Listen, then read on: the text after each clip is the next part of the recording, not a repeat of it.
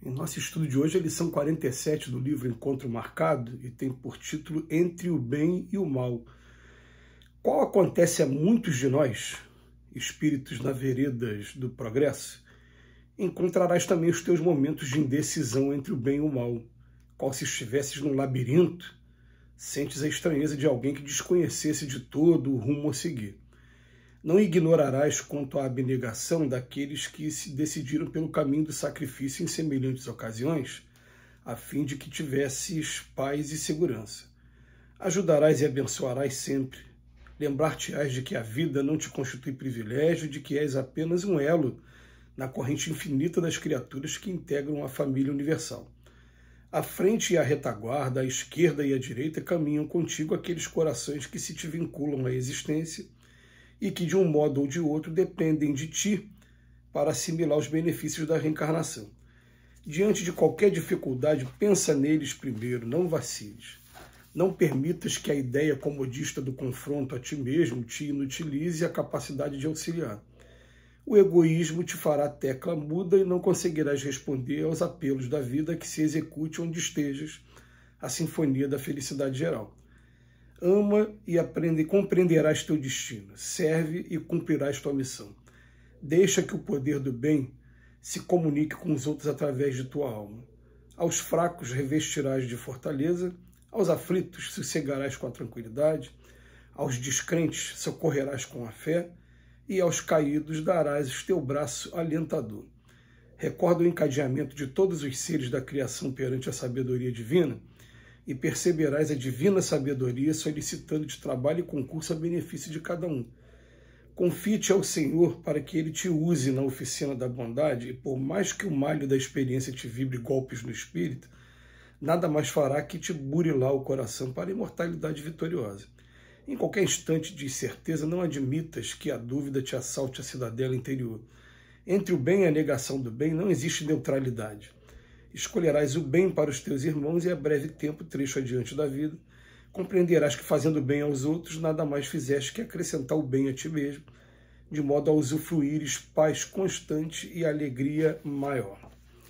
São muitas as mensagens dos espíritos nesse sentido. Eles falam para a gente o seguinte: a gente aqui na Terra, é claro, a gente ainda não é espírito perfeito e não vai conseguir alcançar a perfeição ainda nesse momento aqui na Terra com essa encarnação. Os espíritos são unânimes em trazer essa afirmação. Aqui na Terra, a gente está vivendo gêneros de provas, e se a gente quer obter êxito, a gente procura concentrar aqui nas nossas orações a pergunta para a nossa consciência, para o nosso anjo da guarda: qual está sendo a prova que eu estou vivendo? Estou indo bem na prova que eu estou vivendo? Essa deve ser a interrogação aqui do espírita sincero.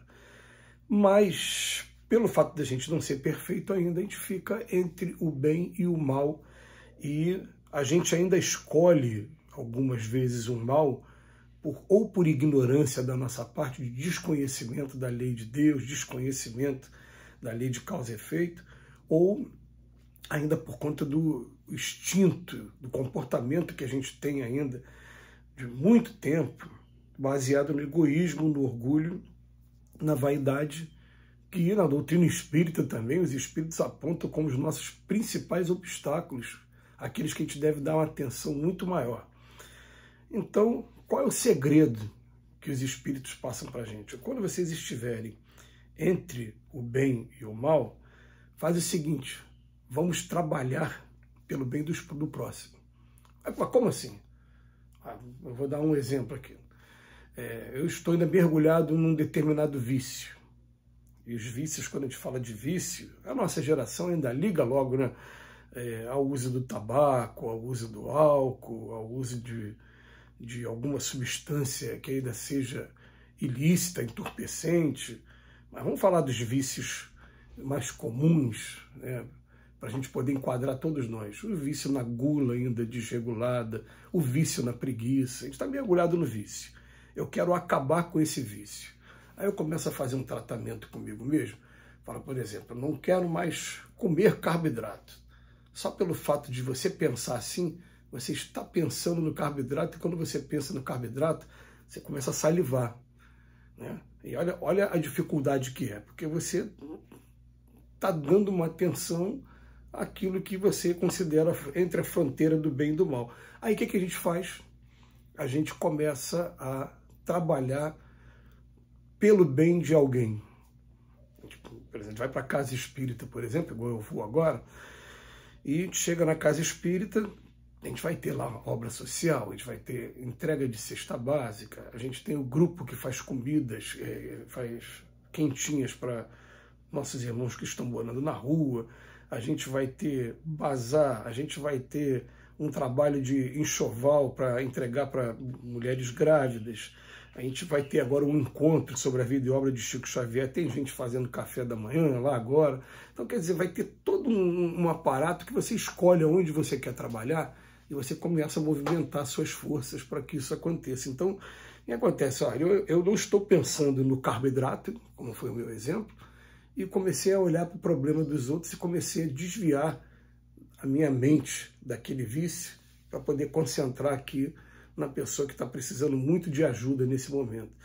Sem a gente perceber isso, vai fazendo uma transformação na nossa vida que é maravilhosa. Aí você vai falar, por quê? Porque, em primeiro lugar, o tempo que eu estou trabalhando pelo bem de alguém, eu poderia estar usando para o vício e não estou. Então, estou fazendo substituição aos poucos. Pode ser até que, de acordo com a nossa dependência ainda, aí depois que eu termino o trabalho, eu vou lá e vou comer o carboidrato, eu vou fumar, eu vou, sei lá.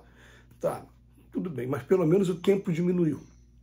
Em segundo lugar, a gente vai perceber que fazendo a caridade, fazendo a diferença na vida das outras pessoas, a gente começa a conquistar amizades novas, espíritos que começam a se interessar por nós também, porque pode até existir a ingratidão por parte daquele que está recebendo ali a prestação do serviço que você tá fazendo. Mas os espíritos que estão do lado dele observando não tem essa ingratidão, não. Do anjo da guarda dele, dos espíritos familiares dele, os espíritos estão olhando ali do lado de fora, estão vendo o nosso trabalho e vão começar a se interessar por nós.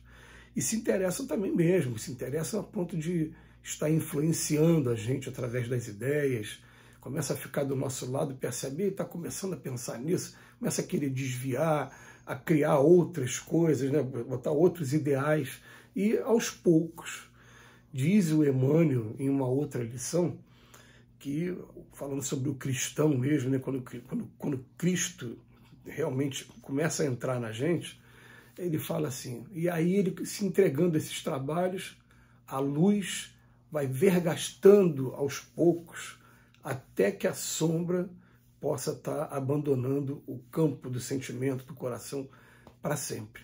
Mas isso vai acontecendo muito aos poucos. E por quê, principalmente? Porque no contato com o ser humano, a gente vai amolecendo o nosso coração. A gente vai começando a entender os problemas que todos passam. A gente vai começando a desenvolver uma coisa chamada empatia, que é tentar se colocar no lugar daquela pessoa. E a gente vai muito aos poucos ainda, nós somos lentos, a gente reconhece, mas vai tendo transformação sim. Então, fala, todas as vezes que a gente estiver entre o bem e o mal, faz o seguinte, procura uma atividade qualquer de assistência. E essa atividade ela é livre, você escolhe a que você quiser.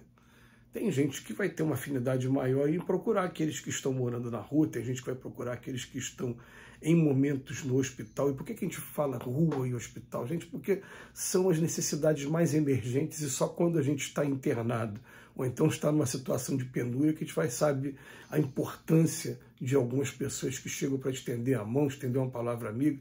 Vai até eles, conversa um pouquinho, tenta se colocar no lugar daquela pessoa, mas se você não quer procurar um trabalho desse mais emergencial, procura, de repente, fazer coisas simples. Amigo que você não liga há muito tempo, faz um telefonema para ele, manda uma mensagem para ele, né? Ou visita essa pessoa pessoalmente mesmo, e conversa com ela, coloca a conversa em dia, deixa ela desabafar um pouco. E você fazendo isso, você sem perceber, você está desviando desses caminhos que a gente chama de caminho do mal. Você está procurando o caminho do bem, está deixando o caminho do mal. Então, é uma estratégia que os espíritos passam para a gente. O Emmanuel confirma nessa lição. Que Jesus nos abençoe hoje e sempre.